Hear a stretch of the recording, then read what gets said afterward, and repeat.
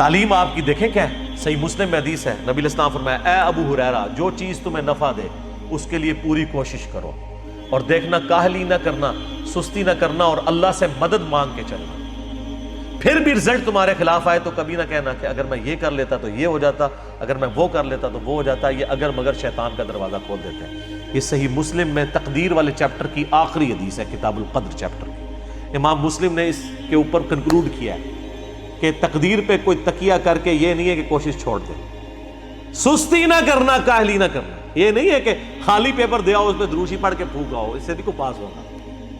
کوشش کرو، اس کے بعد بے شک جو مرضی پڑھ کے پھونکتے رہو۔ سستی اور کاہلی نہ کرنا، پھر اللہ سے مدد مانگنا۔ تو نبی علیہ السلام تو کہتے ہیں مدد اللہ سے مانگنا، اور وہ ڈیسائسو حدیث ہے جو جامع ترمذی میں ہے،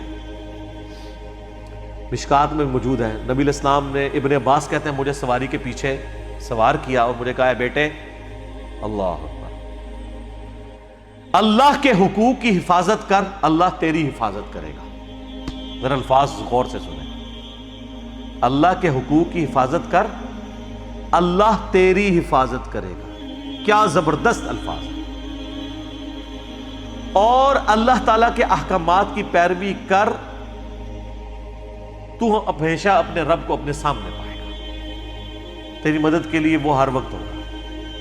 اور جب بھی تجھے سوال کرنا ہو تو صرف اللہ ہی سے کرنا، اور جب مدد مانگنی ہو وَاسْتَعِن بِاللَّهِ تو صرف اللہ سے مدد مانگنا۔ اور بچے جان لیں، اگر پوری امت مل کے تجھے ذرے کے برابر بھی نقصان پہنچانا چاہے اور اللہ نہ چاہے تو نہیں پہنچا سکے گی، اور اگر ساری امت، زمین و آسمان کی ساری مخلوقات مل کے ذرے کے برابر تمہیں فائدہ بھی پہنچانا چاہے، نہیں پہنچا سکیں گی مگر جو اللہ چاہے۔ اور پھر حضور نے اس کو مزید مور لگائی، آپ نے فرمایا کہ تقدیر کے صحیفے خشک ہو چکے ہیں اور قلم اٹھا لیے گئے ہیں، یعنی جو اللہ نے فیصلہ کیا ہے نا وہی ہونا ہے۔ یہ حدیث کتنی ڈیسائسو ہے۔ نبی علیہ السلام اپنے اصحاب کی تربیت کرتے تھے کہ مانگنا ہے تو اللہ سے مانگنا ہے۔ اللہ تعالیٰ سے دعا ہے جو حق بات میں نے کہی اللہ تعالیٰ ہمارے دلوں میں راسخ فرمائے۔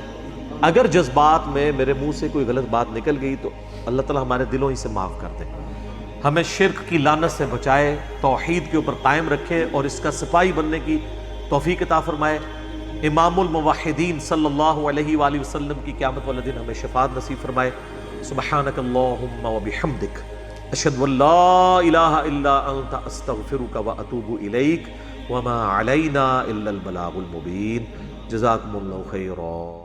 la la la la la la